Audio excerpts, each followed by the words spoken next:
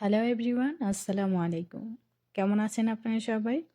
আশা করি যে যেখান থেকে ভিডিওটি দেখছেন, কাছে অথবা দূরে, দেশ অথবা দেশের বাহির থেকে, আল্লাহর অশেষ রহমতে সবাই ভালো এবং সুস্থ আছেন। আমি তাসলিমা চলে আসলাম সৌদি আরব থেকে নতুন একটি রেসিপি নিয়ে আপনাদের মাঝে।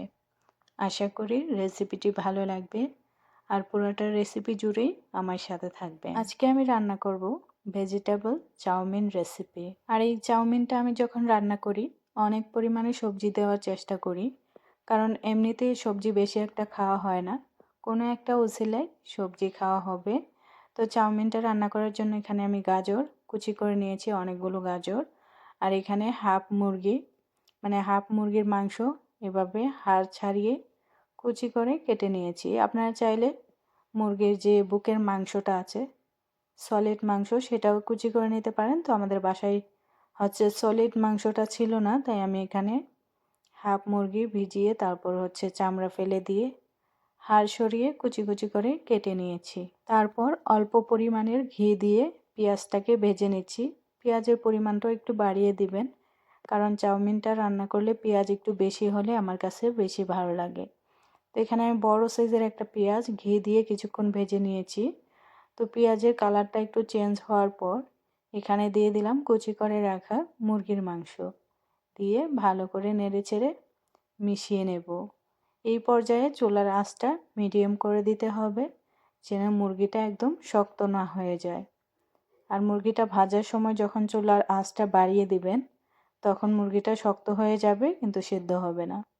তো আমি যেহেতু এখানে পানি ব্যবহার করব না, মুরগিটাকে এইভাবেই সেদ্ধ করব, তাই আমি চুলার আঁচটা মিডিয়াম করে দিয়েছি, যেন পুড়ে না গিয়ে একদম সুন্দরভাবে সেদ্ধ হয়ে যায়। তো পেঁয়াজের সাথে আমি ভালো করে মুরগির মাংসটাকে নেড়ে ছেড়ে তারপর ঢাকনা দিয়ে দেব। ঢাকনা দিয়ে কিছুক্ষণ সিদ্ধ করার পর এই যে ঢাকনা দেওয়ার পর কিছুটা পানি উঠেছে। তো এইভাবে মুরগির মাংসটাকে আমি সেদ্ধ করে নেব নেড়ে চেড়ে। এখানে কোনো পানি ব্যবহার করতে হয় না। আর পানি দিলে মুরগির মাংস আর পেঁয়াজের যে একটা ফ্লেভার সেটা নষ্ট হয়ে যায়। আর মুরগির মাংস বেশি পানি দিতে হয় না, এমনিতেই সেদ্ধ হয়ে যাবে যেহেতু এটাতে কোনো হাড় নেই। তো এই পর্যায়ে আমি কুচি করে রাখা গাজরগুলো দিয়ে দিলাম। এখানে আমি গাজরের পরিমাণটা অনেক বেশি দিয়েছি, আপনারা চাইলে বাড়িয়ে অথবা কমিয়ে দিতে পারেন। সবজি খাওয়া খুবই উপকার, আর যেহেতু রমজান মাসে বেশি একটা সবজি খাওয়া হয় না, ভাজা পোড়াই খেতে হয়।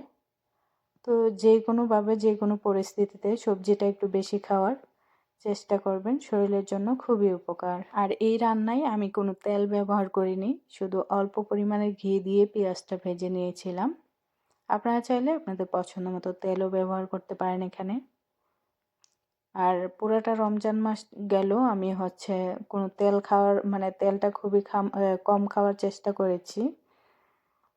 ভাজা পোড়াও বেশি একটা খাইনি। সমোসা তো প্রতিদিনই বানানো হয় রমজান মাসে, তো সমোসা আমি ওভেনে দিয়ে তারপর ভেজে নিয়েছি তেল ছাড়া। তো গাজরটাকে আমি মুরগির মাংসের সাথে কিছুক্ষণ ভেজে নিয়েছি। তারপর এখানে দিয়ে দিলাম মশলাগুলো।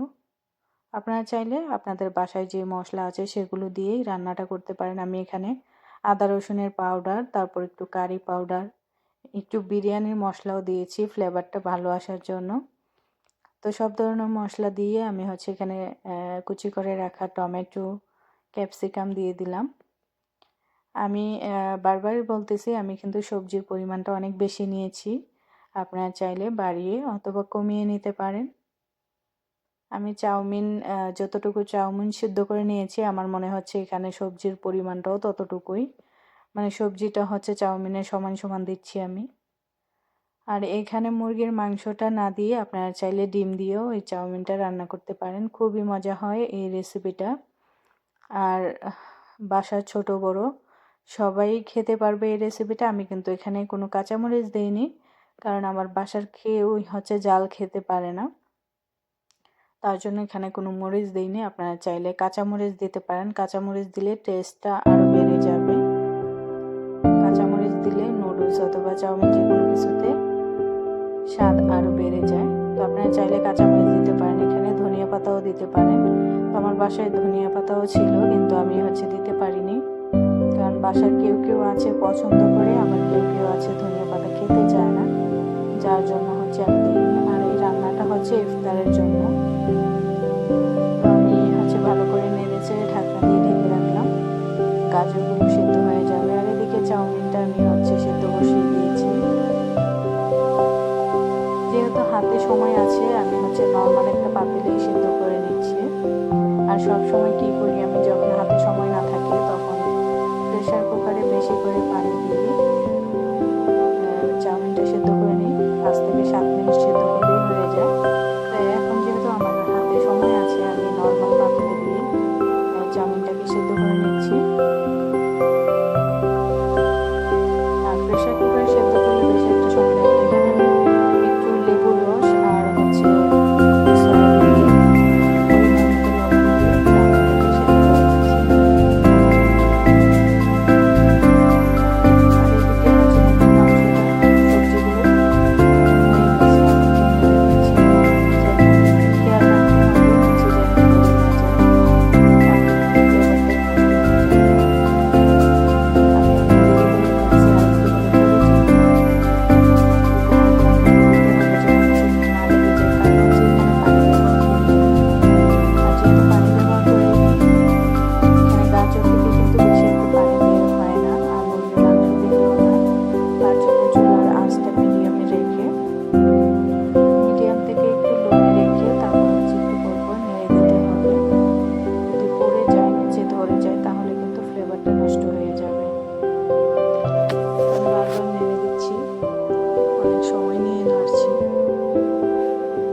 আর সবজি আপনারা আপনাদের পছন্দ মতো দিতে পারেন, এখানে বরবটি থাকলে দিতে পারেন, তাছাড়া পাতাকপি, যে কোনো ধরনের সবজি দিয়ে রান্নাটা করা যায়। তো আমার পাস্তাটা সিদ্ধ হয়ে গেছে, এটাকে এখন আমি পানি ছাড়িয়ে নেব। হাত দিয়ে একটু চেপে দেখে নিতে হবে সিদ্ধ হয়েছে কিনা। তারপর আমি একটা ছাঁকনিতে ঢেলে নেব, পানিটা ঝরিয়ে নেব। আর একটু সয়াবিন তেল দিয়ে দিলে কি হয়, সয়াবিন তেল আর লেবুর রস, তখন একদম ঝরঝরা থাকে, একটার সাথে একটা লেগে যায় না। তো পাস্তাটা আমার সেদ্ধ হয়ে গেছে। এই পর্যায়ে আমি একটা ছাঁকনিতে ঢেলে নিয়েছি, পানিটা ঝরিয়ে নিয়ে তারপর যে সবজি আর মুরগির মাংসটা আমি ভেজে নিয়েছি সেটার উপর দিয়ে দিলাম। এখন ভালো করে নেড়েচেড়ে মিশিয়ে নেব। এই রেসিপিটা বাসার ছোট থেকে বড়রা অনায়াসেই খেয়ে নেবে, আর একদমই ঝাল নেই। ঝাল তো যার যার পছন্দ মতো দিয়ে রান্না করতে পারবেন। তো বাংলাদেশের বাচ্চারাও কিন্তু অনেক ঝাল খেতে পারে, আপনারা ঝাল দিয়ে রান্না করলেও খেয়ে নেবে বাচ্চারা। আর এটা দেখতে যতটা সুন্দর, খেতে আরও বেশি মজা। তো এই রেসিপিটা আমি কিন্তু বাসায় মাঝে মধ্যেই রান্না করি। আমার বাসার মুরব্বি হসপিটালে ছিল, হসপিটাল থেকে আসার পর ওনার মানে রান্না করা হয়নি, কারণ রমজান মাস চলে আসছিল, রমজানের ভিতরে আর রান্না করা হয়নি। তো উনি অনেক বেশি পছন্দ করে, উনি আমাকে বলে যে যাওয়ার আগে এই রেসিপিটা যেন ওনার মেয়েকে শিখিয়ে দিয়ে যায়।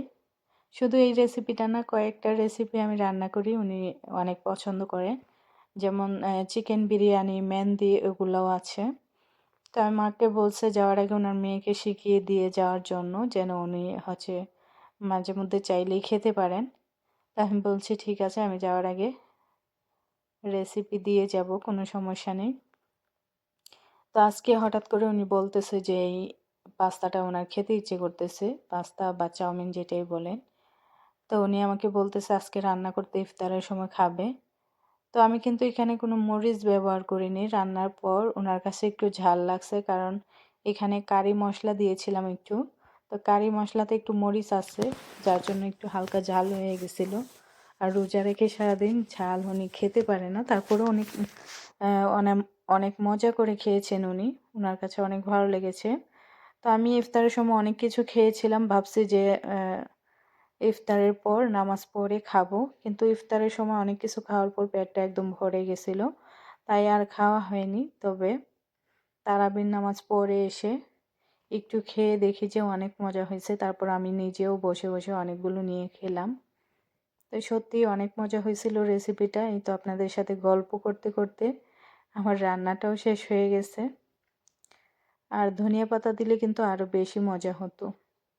একটা সমস্যা কি, বাসার ভিতরে অনেক মানুষ থাকলে দেখা যায় কি একজনে একটা পছন্দ করে আরেকজনে করে না, যার জন্য হচ্ছে সব কিছু দেওয়াও যায় না। তো আমার অনেক ইচ্ছে ছিল ধনিয়া পাতা দিতে, কিন্তু ওরা খাবে না, তার জন্য আমি দেইনি। আর একটু ঝাল হয়ে যাওয়ার কারণ হচ্ছে গোলমরিচও দিয়েছিলাম এখানে। তো গোলমরিচের ঝালটাও ওনারা হচ্ছে সহ্য করতে পারেন না।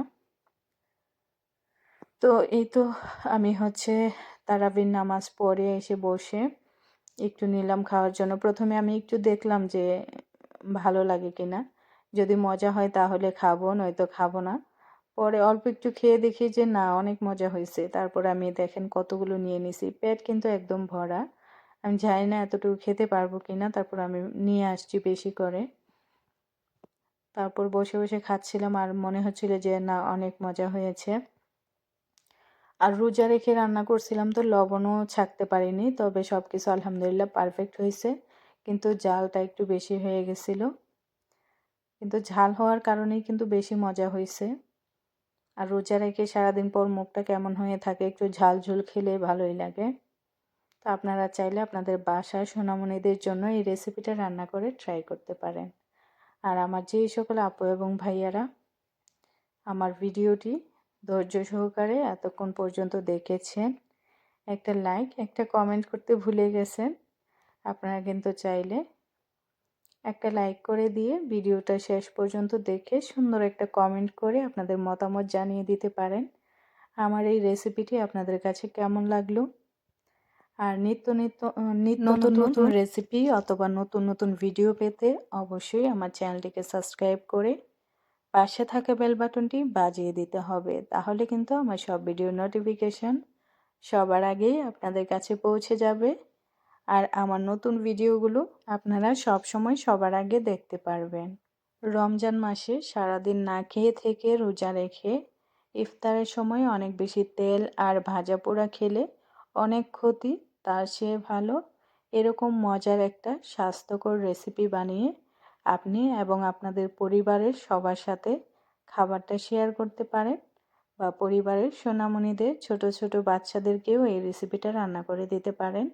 অনায়াসেই খেয়ে নেবে, আর যেমন মজা তেমন উপকার, সবজিতে ভরপুর। আপনারা চাইলে এই রেসিপিতে আরও বেশি সবজি অ্যাড করতে পারেন, যে কোনো সবজি দিয়ে এই রেসিপিটি রান্না করা যাবে। আপনাদের সাথে কথা বলতে বলতে চলে এলো বিদায় বেলা, এবার বিদায় নিতে হবে। দেখা হবে পরবর্তী যে কোনো ভিডিওতে বা কথা হবে। ততক্ষণ পর্যন্ত সবাই ভালো থাকবেন, সুস্থ থাকবেন। সবার পরিবারের সবার জন্য অনেক অনেক দোয়া রইল। আমার জন্য সবাই দোয়া করবেন। ভালো থাকবেন, সুস্থ থাকবেন। আল্লাহ হাফেজ।